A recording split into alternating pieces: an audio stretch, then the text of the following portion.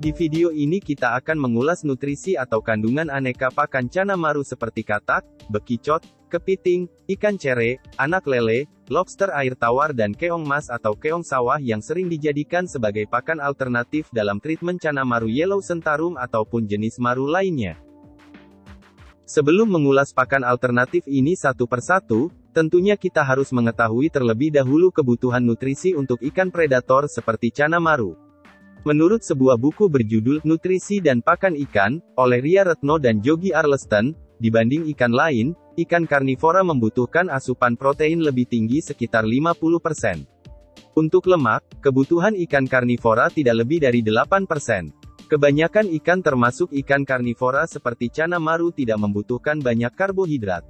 Karbohidrat diketahui dapat menghambat pertumbuhan, karena kandungan kadar karbohidrat yang tinggi pada pakan sering berkaitan dengan rendahnya kadar nutrisi esensial lainnya.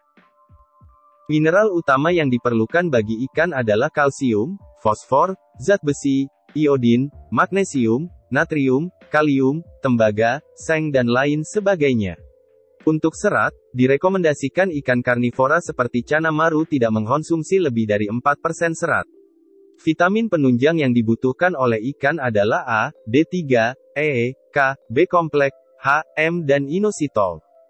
Dan langsung saja, berikut pakan alternatif yang juga sering diberikan pada cana maru. Yang pertama adalah kepiting. Anak kepiting atau benawa mengandung protein sebesar 23,38%, kandungan lemak sebesar 25,33%, karbohidrat sebesar 0,06%, abu sebesar 11,41%, serat sebesar 11,82%, dan air sebesar 5,4%. Kepiting Metopograpsus yang sering ditemukan pada tanaman bakau juga sering dijadikan pakan ikan. Metopograpsus biasanya ditemukan di Indo-Pasifik dan hidup di batang pohon bakau.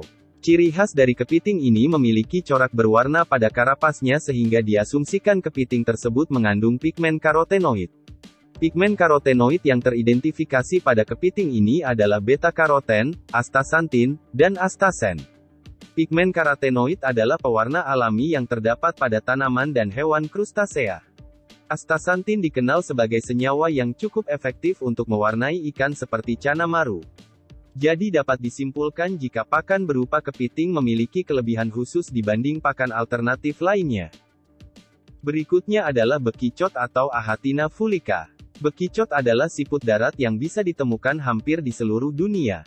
Bekicot memiliki kandungan gizi berupa protein sebesar 54,29%, lemak sebesar 4,18%, karbohidrat sebesar 30,45%, abu sebesar 4,07%. Bekicot juga mengandung mineral kapur sebesar 8,3%, dan fosfor sebesar 20,3%. Selain itu, bekicot juga mengandung air sejumlah 7,01%. Secara fungsional nutrisi-nutrisi ini menjaga keseimbangan tekanan osmosa pada tubuh cana maru, komponen enzim, vitamin, hormon, pigmen, kofaktor dalam metabolisme, katalisator dan aktivator enzim. Bekicot memiliki protein yang jauh lebih tinggi dibanding ulat Jerman atau ulat Hong Kong sehingga cukup baik untuk pertumbuhan bayi cana maru. Namun kekurangannya bagi ikan predator seperti cana maru, bekicot memiliki karbohidrat yang cukup tinggi. Yang ketiga adalah kodok atau katak. Ada beberapa jenis kodok kecil di Indonesia yang dapat dikonsumsi oleh cana maru Anda. Yang pertama adalah Rana macrodon atau lebih dikenal sebagai kodok hijau. Sesuai namanya, kodok ini berwarna hijau dan dihiasi totol-totol coklat kehijauan dan tumbuh mencapai 15 cm. Yang kedua, ada kodok Rana cancrifora atau lebih dikenal sebagai kodok sawah. Kodok ini hidup di sawah-sawah dan badannya dapat mencapai 10 cm. Ciri lainnya adanya bercak coklat di badannya. Kemudian ada kodok Rana limnoharis atau kodok rawa. Mempunyai daging yang tidak hanya disukai cana maru, tetapi juga manusia karena dianggap enak rasanya. Ukuran kodok ini hanya sekitar 8 cm. Secara umum, berdasarkan data Kemenkes RI merujuk pada tabel TKPI, kodok mengandung air sebesar 81,9%, protein sebesar 16,4%, lemak sebesar 0,3%, dan mengandung karbohidrat, kalsium dan zat besi. Selain itu di dalam kodok juga terkandung vitamin A, vitamin B1 dan vitamin C. Jika dihitung kadar air pada daging kodok terekstraksi ketika dimakan Cana Maru, maka dapat disimpulkan kalau kadar protein pada daging kodok juga cukup tinggi. Berdasarkan pengalaman banyak kiper, kodok dapat menyebabkan kegemukan pada Cana Maru sehingga tidak pas jika dijadikan pakan utama. Yang keempat adalah lele. Tidak hanya Anda yang dapat menikmati ikan lele, Cana Maru Anda pun dapat diberikan lele sebagai pakannya. Terutama lele anakan yang ukurannya pas untuk mulut Cana Maru. Sama seperti ikan atau makhluk hidup lainnya, anak lele juga banyak mengandung kadar air yaitu sebanyak 76%. Lele mengandung makronutrien berupa protein sebesar 17%, kandungan lemak sebesar 4,5% dan beberapa mineral seperti kalsium, selenium dan fosfor. Anak lele juga mengandung vitamin B12 dan D1. Selenium sendiri dipercaya dapat meningkatkan imunitas Cana Maru. Menurut beberapa penelitian mineral ini diakui dapat melindungi kulit dari kerusakan akibat sinar UV. Namun kadar selenium yang terlalu tinggi tentunya juga tidak baik untuk tubuh Cana Maru. Berikutnya yang kelima adalah keong. Di sini ada dua jenis keong, yang pertama adalah keong emas, dan yang lainnya adalah keong sawah. Keong emas memiliki cangkang berwarna lurik kuning kecoklatan. Sementara cangkang keong sawah berwarna hijau pekat hingga hitam. Saat musim tanam padi, banyak keong sawah bisa ditemukan karena mereka gemar menyantap tanaman padi muda. Mengutip Positive Deviance Resource Center, keong sawah atau Pila ampullacea memiliki kandungan 12% protein dan 81% air. Kandungan vitamin pada keong sawah cukup tinggi didominasi vitamin A, E, niacin, dan folat. Sisanya karbohidrat, dan beberapa mineral seperti kalsium dan fosfor. Sementara keong emas memiliki nutrisi yang tidak jauh berbeda. Kandungan nutrisi pada keong emas yaitu protein kasar 10,45%, lemak 0,37%, abu 1,74% dan serat kasar 0,6%. Agar aman, pastikan Anda merendam keong dengan air selama 2 jam. Bahkan banyak kiper yang terlebih dahulu merebus keong sebelum diberikan kepada Cana Maru.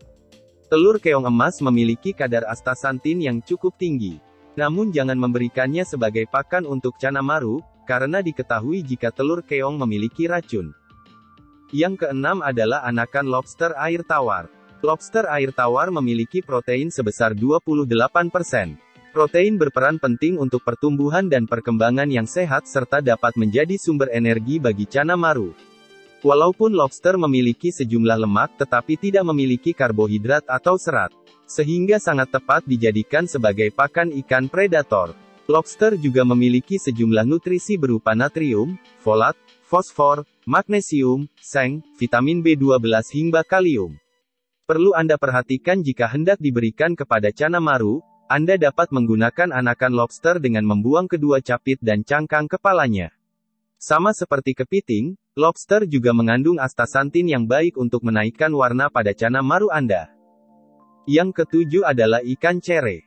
Pemanfaatan ikan cere sebagai pakan tambahan bagi ikan Cana Maru tentu bukan hal yang baru.